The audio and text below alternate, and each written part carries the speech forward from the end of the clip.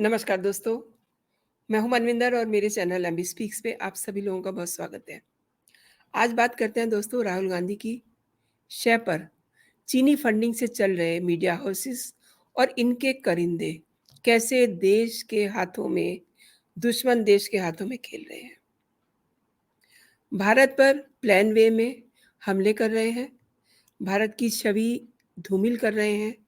इनको पीएम मोदी का भी खौफ सता रहा है क्योंकि वो पावरफुल हो रहे हैं डे बाय डे, इसलिए ये पीएम की प्रोफाइल पर भी अटैक करने के लिए बहाने ढूंढ रहे हैं। चीन से पोषित मीडिया की बात तो समझ में आती है, लेकिन प्रधानमंत्री के ख्वाब देखने वाले राहुल गांधी इतनी नीचता पे उतर आएंगे, ये किसी ने सोचा नहीं था। सच तो ये है कि राहुल गांधी देश के सम्मान के साथ खेल रहे हैं। दोस्तों, आपको याद होगा अमेरिकी शॉर्ट सेलिंग फर्म हिडनबर्ग ने 24 जनवरी 2023 को एक रिपोर्ट जारी की थी और उसने अपनी रिपोर्ट में ये कहा था कि अडानी ग्रुप की कंपनियों में गड़बड़ी है और इन कंपनियों को इस रिपोर्ट में ओवर वैल्यूड बताया गया था और अकाउंट्स में हेराफेरी का भी आरोप था। और अब देश में हो रहे G20 से ठीक पहले हिडनबर्ग का दूसरा संस्करण सामने है। 31 अगस्त 2023 को organized crime and corruption reporting project यानी कि OCCRP द्वारा ये लाया गया है। आप हैरान ना होइए, इनके वर्तमान जो संपादक है ना, उनका नाम सुनेंगे तो आपको कहानी सारी खुद ब खुद समझ में आ जाएगी। ये है आनंद मगनाले, जो चीनी प्रचार आउटलेट न्यूज़ क्लिक से जुड़े रहे हैं और इससे इनकी साजिश को आप समझ जाएंगे।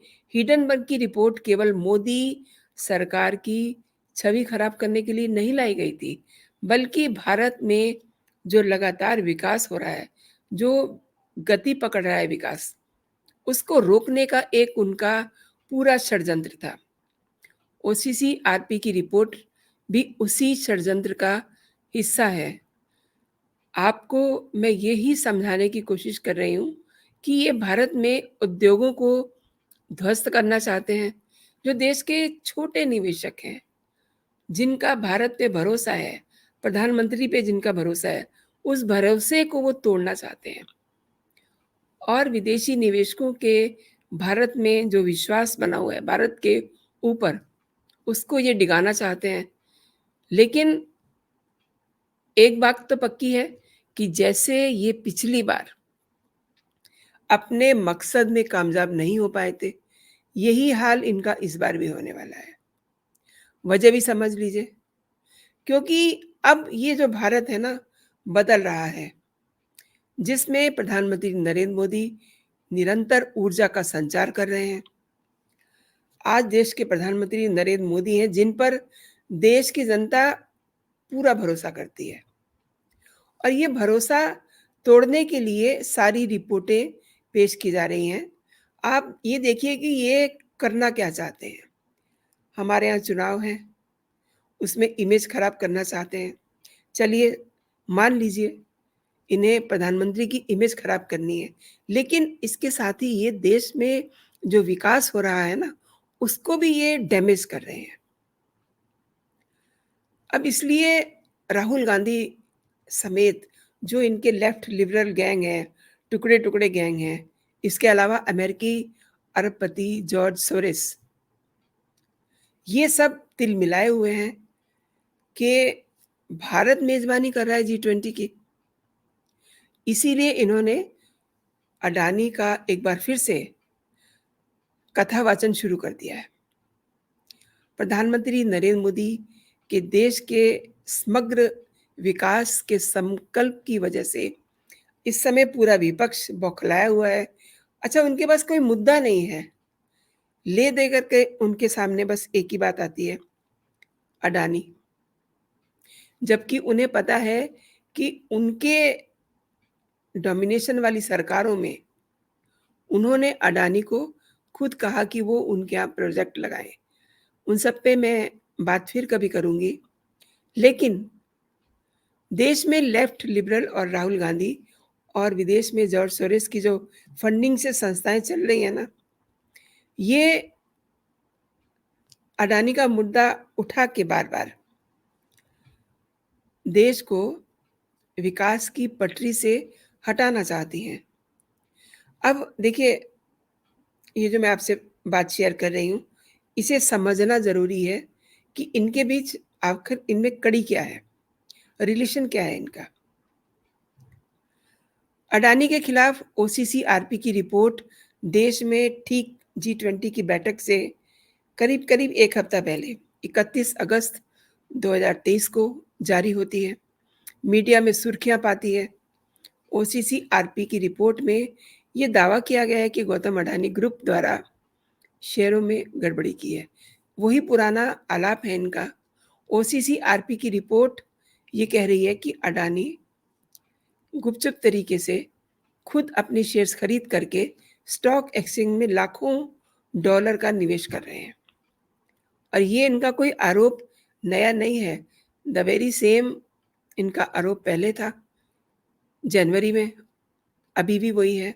और ओसीसीआरपी के जो इस समय संपादक हैं आनंद मंगलाले, जो चीनी प्रचार आउटलेट न्यूज़ क्लिक से जुड़े रहे हैं, ओसीसीआरपी को जॉर्ज सोरोस के ओएसएफ और फोर्ड फाउंडेशन द्वारा फंडिंग की जाती है।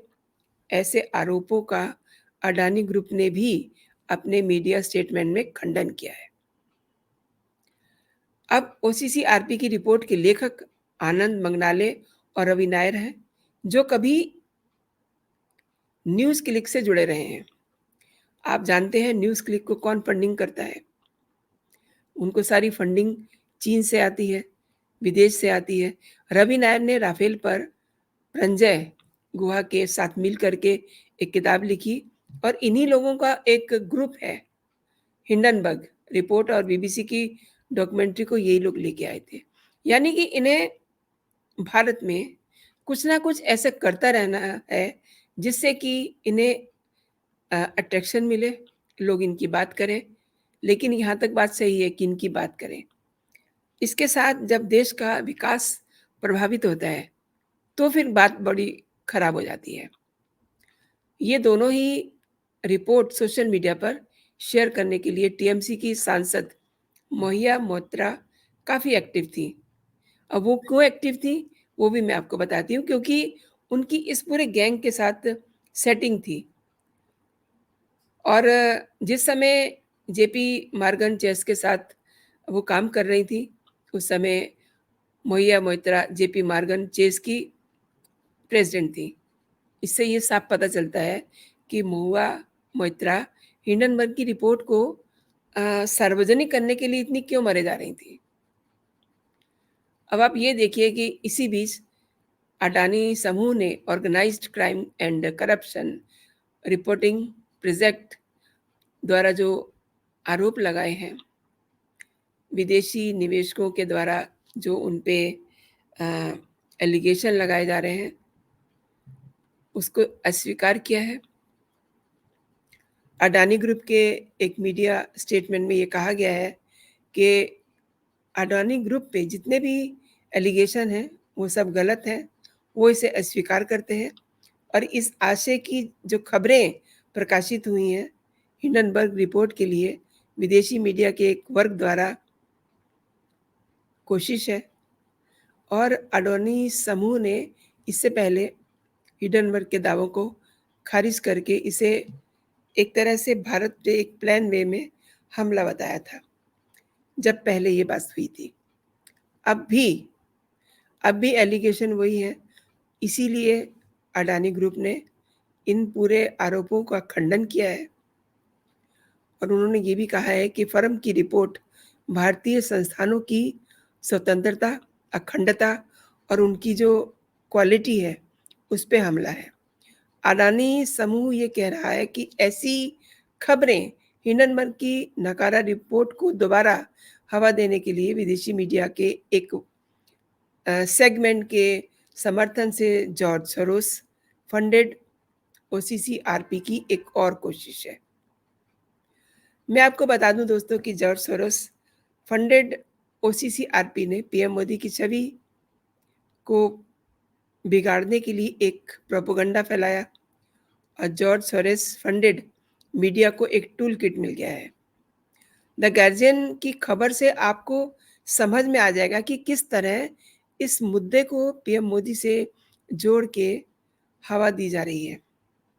द गार्जियन की जो खबर है उसमें वो खबर शुरू होती है, नए खुलासे किए गए दस्तावेजों से ये पता चलता है कि देश के प्रधानमंत्री नरेंद्र मोदी के करीबी संबंधों वाले एक अरबपति भारतीय परिवार ने गुप्त रूप से अपने स्वयं के शेयर खरीद करके भारतीय बाजार में सैकड़ों मिलियन डॉलर का निवेश किया है। ये उनका आरोप है। इस तरीके से वो मोदी और अडानी का कनेक्शन जो है करके प्रोपेगेंडा फैला रहे हैं।